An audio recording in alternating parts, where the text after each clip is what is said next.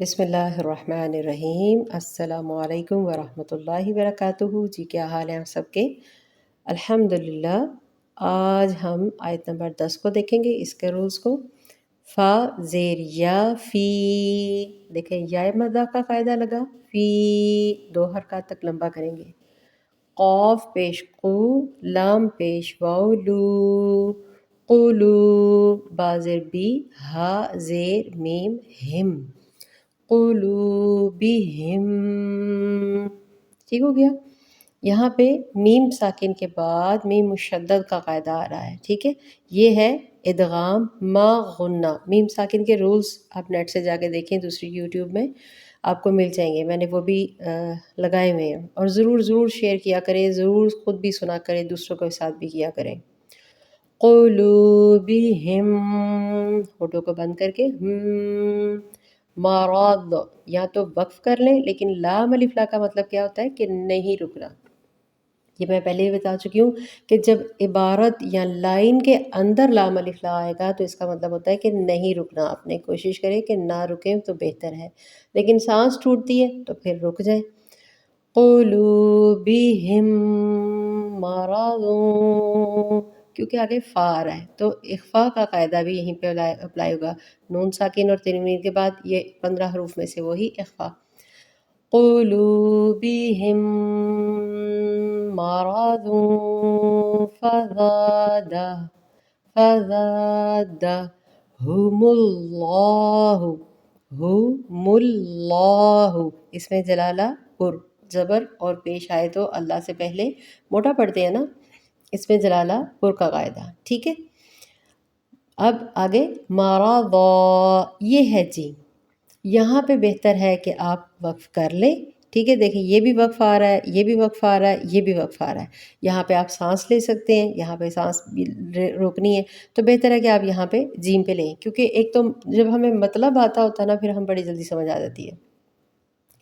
قلوبہم مرض، ان کے دلوں میں بیماری ہے، فزادہم اللہ، پس اللہ تعالیٰ نے اس کو بڑھا دیا، مرضا، ان کی بیماری کو بڑھا دیا اللہ تعالیٰ نے۔ کیوں؟ مرضا، اب میں ذا کیوں پڑھ رہی ہوں؟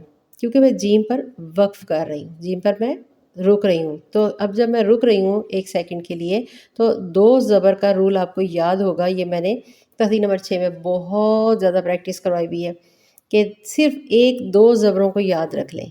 جب آپ نے وقف کرنا ہوگا تو 2 زبر کی بجائے اس کو 1 زبر کر دیں گے، مرضا، باقی 2 پیشے ہوں 2 زیر ہوں، آپ نے اس کی جگہ کیا کرنا ہوتا ہے؟ وقف ساکن۔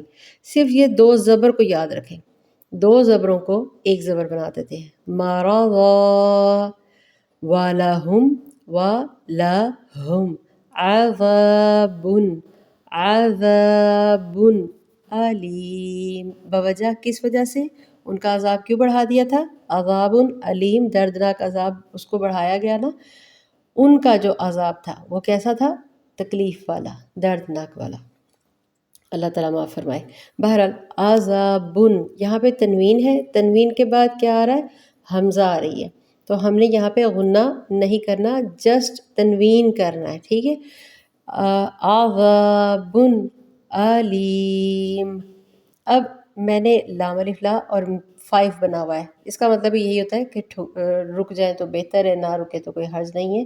مطلب آیت اس طرح سے یہاں پہ رکنا چاہیں تو آپ رک سکتے ہیں، تو نہیں رکنا یہ مطلب ہوتا ہے لام الف لا کہ نہیں رکنا تو زیادہ بہتر ہے۔ دیکھیں یہ بھی آ رہا ہے اور لام الف لا بھی آ رہا ہے، 5 یہ عربی میں 5 لکھا ہوا ہے، یہ 5 کا مطلب ہے کہ رکیں، لیکن لا اوپر آ گیا، اس کا مطلب ہے کوشش کریں کہ آپ کنٹینیو لے کے چلے جائیں، اس کو ساتھ ہی پڑھیں۔ اب میں پڑھتی ہوں تو آپ کو سمجھ آ جائے گی۔ وَلَهُمْ عَذَابٌ عَلِيمٌ بِمَا، عَذَابٌ عَلِيمٌ بِمَا، اب آپ محسوس کر رہے ہوگے میں کچھ غنہ کر رہی ہوں، جی میں اسی لیے سمجھا رہی تھی پہلے کہ قواعد سمجھا دوں پھر آپ کو سمجھاتی ہوں۔ دیکھیں یہاں پہ میم آ رہا ہے تنوین کے بعد، تو تنوین کے بعد کیا آگے آ رہا ہے؟ یہاں پہ حروف ہلکی تھا تو عذاب علیم پڑھا ہم نے، لیکن یہاں پہ آگے با سے پہلے میم یہ چھوٹی سی لکھی ہوتی ہے۔ اقلاب کا جو قاعدہ ہے جو میں نے پہلے بھی بتا چکی ہوئی ہوں کہ میم اور اوپر تنوین، تنوین کے بعد جب با آئے گا تو یہاں پہ اقلاب کا قاعدہ آتا ہے۔ تنوین کے بعد چھوٹی سی میم لکھی ہوتی ہے، ہمیں سوچنے کی ضرورت نہیں ہے زیادہ تر۔ جہاں جہاں قرآن میں یہاں پہ دیکھیں چھوٹی سی میم لکھی ہوگی، اس کے آگے کیا لفظ آئے گا؟ با لکھی ہوئی آئے گی۔ تو یہ اقلاب کا رول جو ہے نا یہاں پہ آپ کو پتہ چلے گا۔ نون ساکن اور تنوین کے بعد با آ جائے تو کیا ہوگا؟ اقلاب کا قاعدہ اپلائی کیا جائے گا۔ یہاں پہ نہیں، یہاں پہ تو حروف حلقی ہے، یہاں کی بات کر رہی ہوں۔ اور اوپر بھی چھوٹی سی پہچان کے لیے جو بر صغیر کے قرآن ہے یہاں پہ میم لکھی ہوتی ہے۔ عذاب علیم بما کانو، کاف الف کا یہ ہے الف مدہ کا قاعدہ، نون پیش واو نو، واو مدہ کا قاعدہ۔ وَلَهُمْ عَذَابٌ أَلِيمٌ بِمَا كَانُوا يَكْذِبُونَ۔ یکذبون، دیکھیں میں زی نہیں کر رہی، یکذبون، واو مدہ کا قاعدہ، غال کو نرمی سے ادا کیا۔ اور یہ آپ کو رول یاد ہے، آیت سے پہلے اگر جزم لگائیں گے تو ہم یہاں پہ مد عارض کریں گے، ایک تو کھینچ کے پڑھیں گے اور مزید آیت سنت ہے رکیں گے۔ تو یہاں پہ ساکن لگا کے یکذبون، ان کے دلوں کی جو بیماری ہے اللہ تعالیٰ نے اس کو بڑھا دیا اور اس کے لیے ان لوگوں کے لیے دردناک عذاب ہے۔ بما بوجہ، بما مطلب اس وجہ سے، اللہ تعالیٰ دیکھیں خود بتا رہے ہیں کہ آپ لوگ کسی ڈاؤٹ میں رہیں۔ بما وجہ، بما کیا وجہ ہے؟ کانو، کیونکہ وہ تھے یکذبون، جھوٹ بولتے تھے۔ مطلب جو سچ اور حق کی بات یا قرآن کی آیات آتی تھی تو اس کے بارے میں اپنی طرف سے باتیں بناتے تھے نا، تو جھوٹ گھڑتے تھے، اس لیے اس کو اس طرح سے بیان کیا گیا ہے۔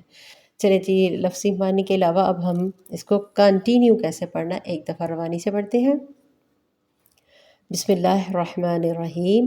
فی قلوبہم مرض فزادہم اللہ مرضا وَلَهُمْ عَذَابٌ أَلِيمٌ بِمَا كَانُوا يَكْذِبُونَ۔